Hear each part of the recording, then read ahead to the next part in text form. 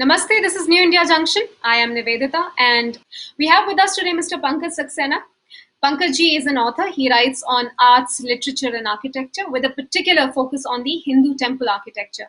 His other areas of interest are cultural anthropology, evolutionary biology, and ecology.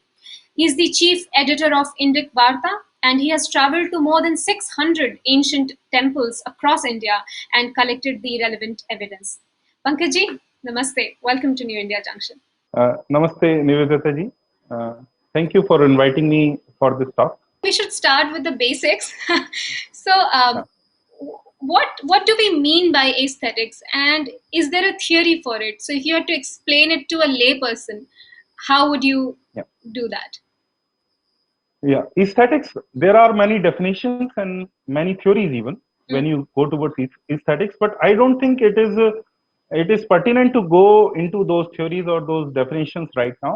They are very academic and philosophical, and they nitpick on very neat distinctions between one theory and another. Mm. So, for our purposes, for this talk, we'll just say that aesthetics is something which is beautiful, the sense of beautiful.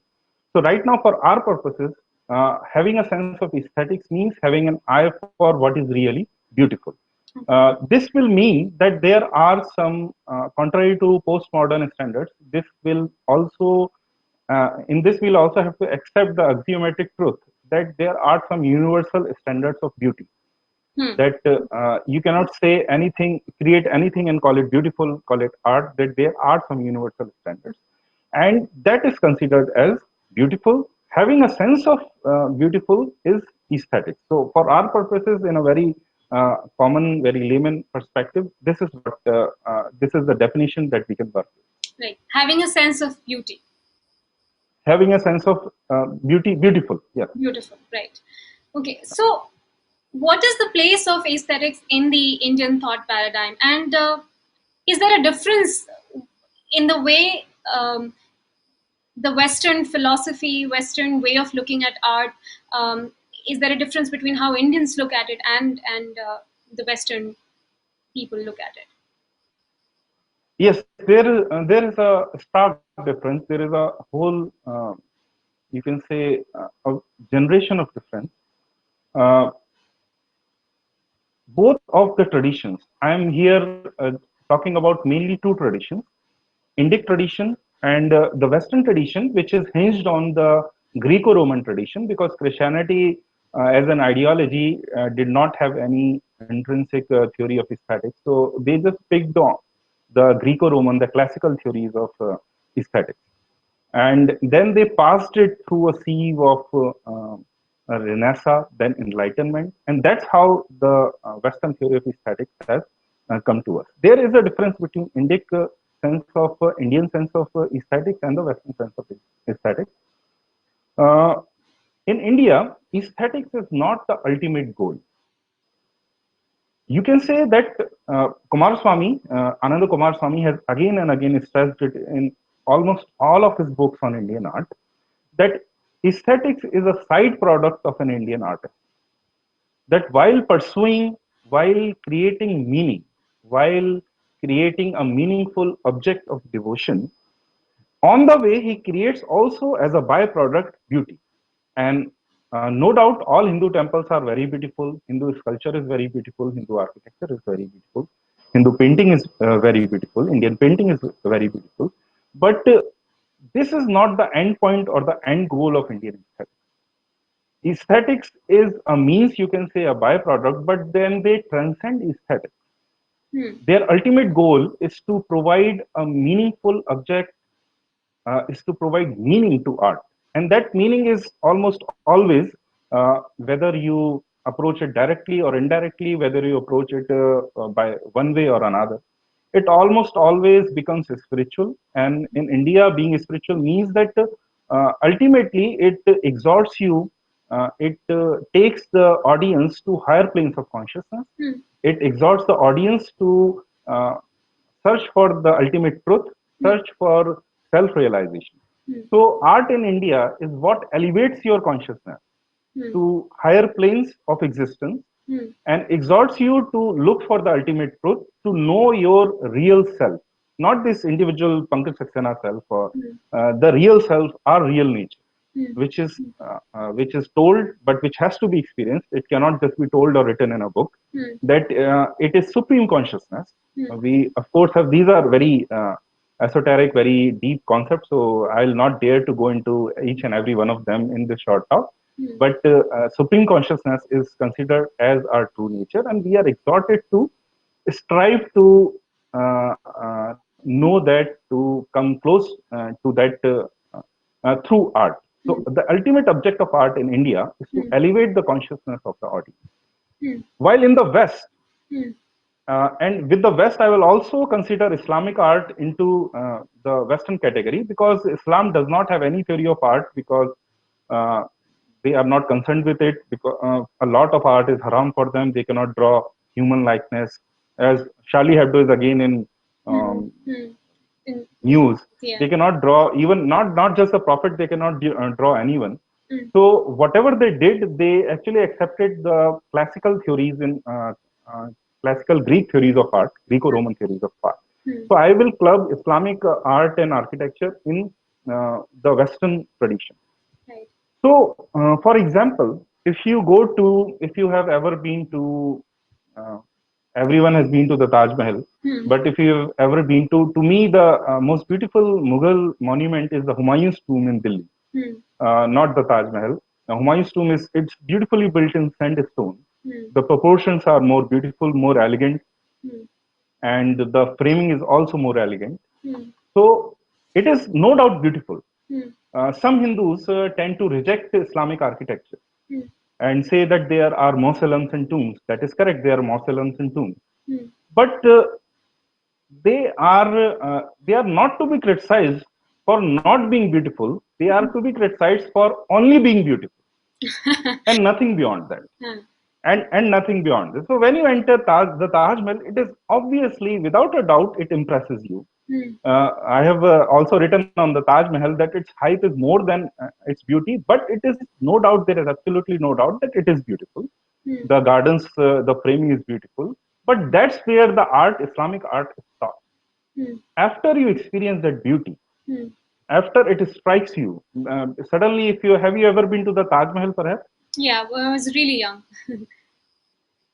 Okay. Yeah. So as soon as you enter the gates, and at first it strikes you through those beautiful perspective lines that are ready-made in an Islamic monument. Mm, In Persian and Mughal monuments, they are given the gardens, the perpendicular and parallel lines. So the framing is spectacular. mm, Not just the Yamuna, but even the gardens and the fountains that run in front of the Taj Mahal, they are beautiful. So at first it strikes you as beautiful, but after the first few moments, it subsides, mm, and there is nothing more than the beautiful. mm, There is no, it is not elevating. It enthralls you, mm, and then it stops there.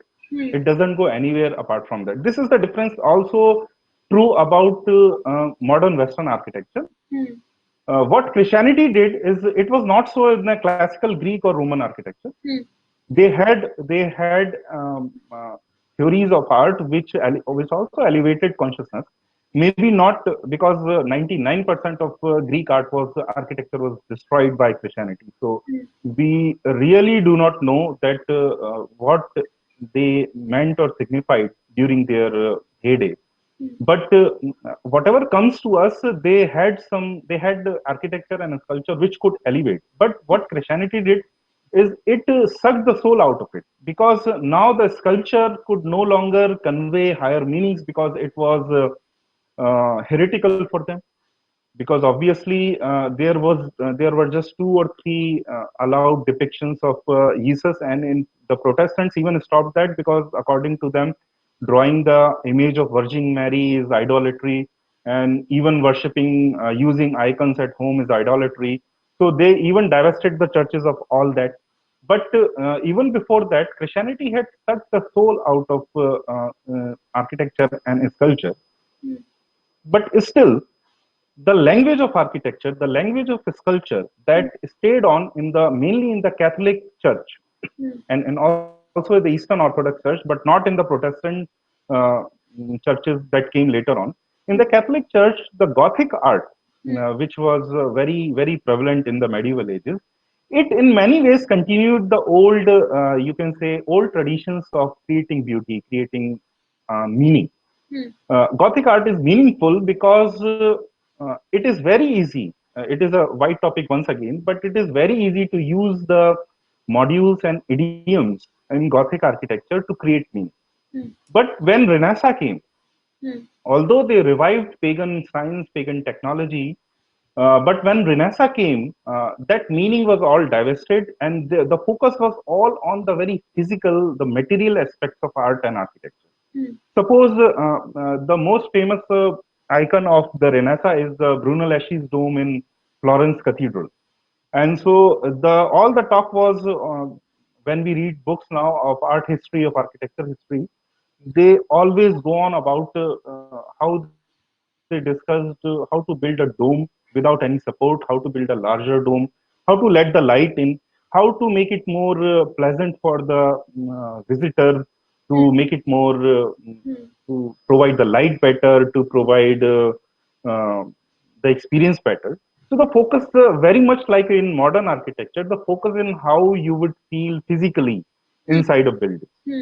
Hmm. but it is not elevating in the sense, in spiritual sense.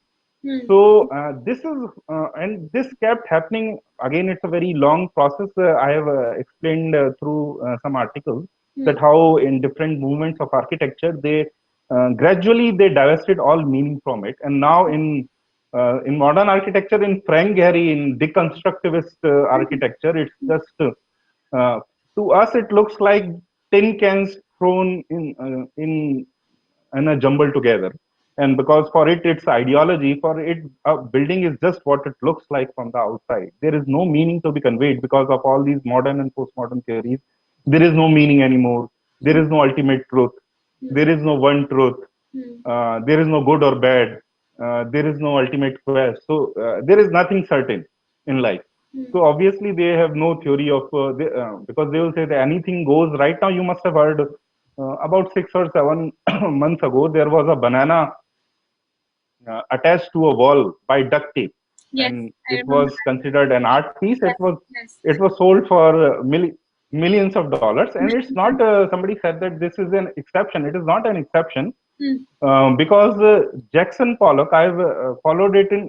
It happened in music, in painting, in architecture. Jackson Pollock would just. He is one of the most celebrated of the artists, painters of modern West, and he would just jerk his brush uh, on the canvas, and whatever came, it became a painting.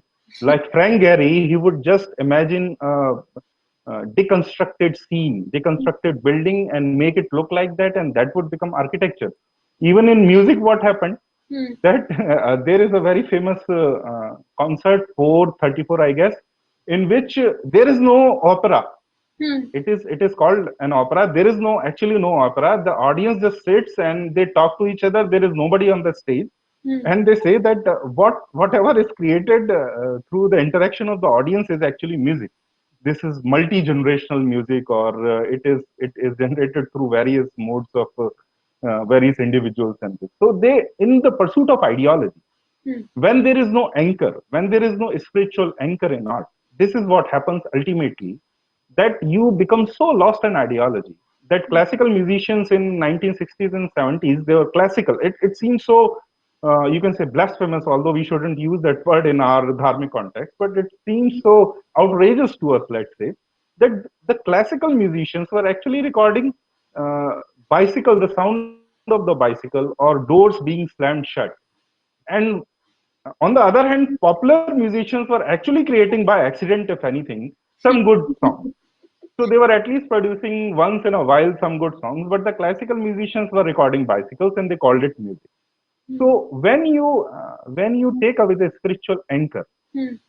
of from art, Hmm. and this happened first it happened when Christianity overtook Europe, overtook the West, Hmm. and then in the Renaissance, when they revived paganism, they did not revive the spiritual aspects of it. They only revived the scientific, technological aspects of it. Hmm. And art, they revived, but only the overt, you can say, techniques of art. So Hmm. they would, like Caravaggio and in the Chiaroscuro, they would always focus on uh, where does the light come from, or how to illuminate a proper object. Then the Impressionists, when they came, they objected that how can light mysteriously fall on the subject, on Hmm. Christ? Hmm. You have to show it as it looks in a proper setting. Hmm. Then those painters who came after that, they said that you do not have to paint as it actually is, Hmm. because we do not register as things actually are. Hmm. We register as the eyes perceive them. Perceive them, right? So as the impression is on our eyes, so actually they started with that. And this is not to say that they did not create anything beautiful in between. Hmm. I love Caravaggio, Hmm. I love Vinci. Hmm. Caravaggio especially is my favorite, and then I love a lot of impressionists. But bit by bit, they were destroying one by one Hmm. the fundamentals, the tools of creating art, Yeah. by ideology, because they had lost their spiritual anchor. Hmm. One by one, they were destroying that very means to create art. Hmm. And by the time of expressionist or fauvist or surrealist, Hmm. all the tools had been deconstructed. Yeah. So Kandinsky is a very famous, Vasily Kandinsky, of saying that an artist is completely free. By that which he meant that not only is there no criteria of judging what is art and what is not art, Hmm. there is also no criteria of judging what is craft and what is not craft. So you cannot say if a painter actually cannot draw a face, you Hmm. cannot criticize him, because for you because then this will be an orthodoxy where painters who could actually paint would be considered painters. So you cannot judge, Hmm. Hmm. because that is they say that this is an orthodoxy. So even if you do not know how to create art, if you do not know the crafts, then also you can be an artist. So that's what he meant, and that's why all the abstract painting, actually 80% of the art that we see all around us now, those shapes and colors jumbled together, Hmm. it is the gift of Kandinsky to us. Hmm. Vasily Kandinsky, he was very, very influential on all the artistic. Hmm. So this is the major difference between. I think I have gone on for No, longer no, than no, I was that is expected to. there are three, four things that stood out for me. You talk about elevation, you talk about spiritual anchor, and you talk about meaning. And so in the Indian context, there's this word that I came across, the idea of auchitya in Indian art, right? Um, if you could give us some examples where we see it at play when it comes to Indian aesthetics. Yeah, yeah. So I will focus on Indian iconography. I'll just give one powerful example. Yeah. If you read books on Indian iconography by most, not only the most Western scholars, but also the scholars who were influenced by those Western scholars who write in English, who still write, who are very, very knowledgeable, very erudite about their subject. But they are all, even including the great Stella Kramrisch. I have great respect for her. Hmm. I have learned a lot from her, especially about the Hindu temple.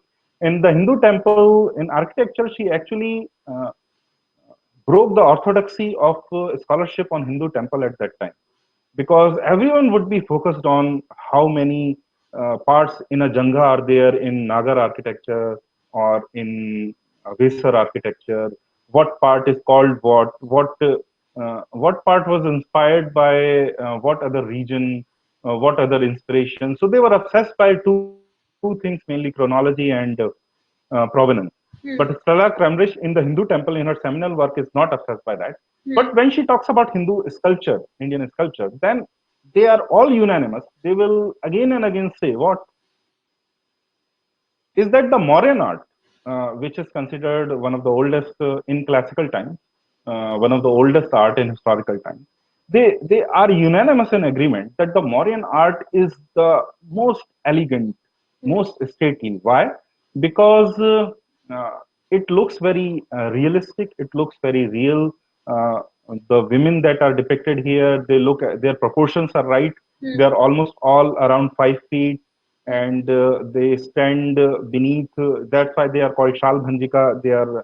Uh, they stand besides a tree with their legs around that tree, and it's very natural. It's very sensuous. It's very appealing, Yeah. and it is all true. It is like that. And then they lament the degradation Hmm. of art of iconography in later classical Hindu times, in the post Gupta period, where they were obsessed with many limbs and many legs and different forms and the ornamentations and the ayudh and the weapons that they carry. But then they were not very focused on the naturalness, the realistic character of the icon, the sculpture. And this is, if you consider it factually, it is very true. This is what happened. Hmm. But there is an assumption behind this that realistic art is better than symbolic art. Hmm. Hmm. Once again, Kumaraswamy comes to our rescue and he says that the axiomatic assumption in the Western criticism of Indian art is that realism is the highest point. Yeah. That when the Renaissance painters discovered perspective and foreshortening and great techniques and great lighting techniques, that is when art came to its its peak. And this is something which the Indian painters never had. Painters never discovered, Hindu painting never discovered it, Indian painting. And even the sculptures, they did not have very good grasp of realism and anatomy. And whatever the grasp that they had, they claimed that it came from Greece and it was a Hellenic impression on India. So the assumption here is that realism is actually uh, the ultimate objective. But in India, realism is not the ultimate objective. In India, once again, conveying meaning is the objective. So when you see Vigraha of Mahishasur Mardini, it is important, it is more important what she holds in her hand. Because what she holds in her hand signifies what aspect of divinity the artist is trying to portray, what aspect of her divinity. And that is how the devotee knows how he has to carry while he has darshan of the deity. And it is supremely important for him. So from the point of view of an archak, from the point of view from a great sculptor, even in Indian tradition, it matters less how realistic the portrait is, but it matters more that what symbolic and symbolic meaning it is, symbolic purposes it is trying to fulfill. And by this, we do not mean that it was not realistic at all. By this, we do not mean that they did not follow any rules. Actually, there was a lot of stress on iconometry, on how to draw beautiful limbs, how to draw beautiful proportions. But as Kumaraswamy once again says, that the nature of Indian art was to transform nature into something spiritual. It was not to imitate nature, Yeah. just as it is, which was the point in Western art, but to elevate it to spiritual levels, to different planes of consciousness. In the West, and that is why the West fell into crisis when photography came. Because one by one, what did they do? They started making it more realistic, more and more realistic. And my first experience of Western art was not even Caravaggio or Vinci. I did not know about them. I was 7 or 8 years old, and I would read those beautiful Russian books published by the Raduga and Progress publishers. And in all of the great literature of Russia that they produced, there was always some leaves, some very glossy leaves inside in the middle of the book. And on these leaves, you would find portraits, beautiful, realistic, just like photographs, beautiful portraits, mostly by Ilya Repin, one of their greatest artists. And it was so realistic, I fell in love with it. But then what happened just after, in a few decades, 2 or 3 decades after when the realistic art had reached zenith, photography came. And suddenly they were plunged into crisis because now somebody could just point a camera and click with one in nanosecond, they can click a picture. So what is the point of all that realism? And that's why they were all thrown when the entire point was to make it as realistic as possible. When realism went out of business with the advent of photography, they were thrown into a crisis. To an Indian craftsman, this would not be difficulty. Although in Indian painting, another crisis came. Not in painting, very political, very religious crisis that we were invaded and colonized. First by the Delhi Sultanate, then the Mughals, and then the British. So we were impoverished at first, and then during the British also a lot of our institutions were destroyed. So the traditional guilds, which traditional kings who used to support these guilds of sculptors, architects, painters, they uh, they were defeated. They went into hiding. They could no longer patronize these artists. Hmm. And so, who patronized them at first? The Mughals. Hmm. But at least in the time of the Mughals, they did not commission, obviously, did not commission any Hindu sculpture. So Hmm. you do not see any Mughal made or Mughal era Hindu sculpture because that is not a thing at all. They did not obviously commission any temples. Hmm. But during their reign, there were some painters who drew on themes which were sometimes Hindu. Hmm. Uh, but what happened during their time, not everyone was ruled directly by the Mughals. There were a lot of vassals who were virtually free in their kingdoms to do whatever, follow whatever they wanted if they just paid a tithe to the Mughal overlord. Hmm. So in Rajput uh, kingdoms and in Pahadi kingdoms, a lot of Hindu painting traditions, you can say families and disciplines were born, who pursued it once again Hmm. according to the Indic sense of time, Indic sense of chronology, and not the Western sense of chronology. But then, when the British came, even those few kingdoms who were independent, they were no longer independent. Hmm. And the British started patronizing what we now know as company painters. Hmm. Raja Ravi Verma was one of their most important, most famous painters. Hmm. Company painters, they painted on a lot of themes. Raja Ravi Verma also painted on Hindu religious themes. Hmm. So he did paint portraits, and we should be grateful to him that he made calendar art famous. And when the paper printing came, printing press came, and color printing came, actually his prints became very famous. And all of the calendar art, Have we the seen? religious iconography that you see right now, it uh, is in the modern avatar of Raja Ravi Verma. It is not exactly as we used to see. So Yeah. that's why in Raja Ravi Verma, because he was influenced by the British, you see black asuras, black dasyus and white Sura. It was not exactly. If you go to the south right now, the all the gods are black. They are Yeah. pitch black because it's Shaligram. Yeah. And in Raja Ravi Verma, you see exactly the opposite. Aryan invasion theory, which the British concocted, you could see it reflected there. Hmm. But for our purposes of art, what was more important that he uh, in religious iconography, Hmm. he introduced English perspective, not English, Western perspectives of Hmm. painting.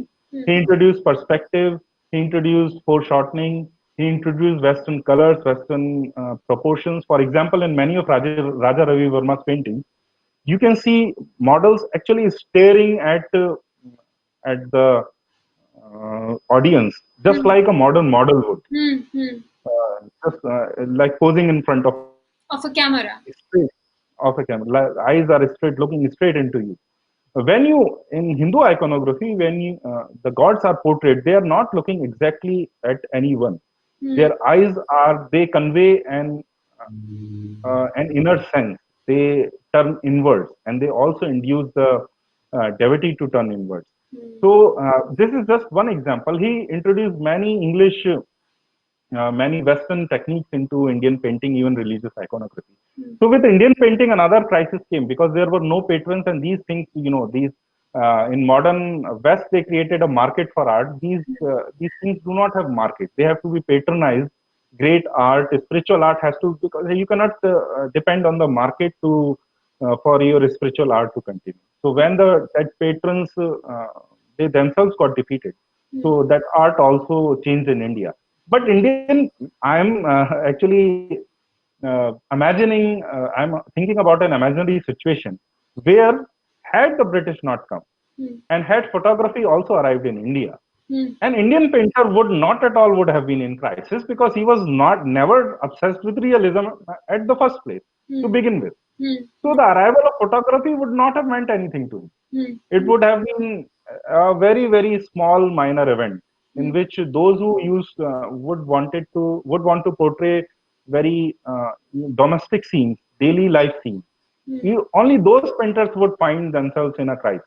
Other artists would the religious those who drew religious icons, they would not at all find themselves in any crisis. Hmm. So this is the major difference that Western art is dependent on science and technology, not dependent on changing times. Indian art is eternal in the sense that Hmm. its pursuit is eternal.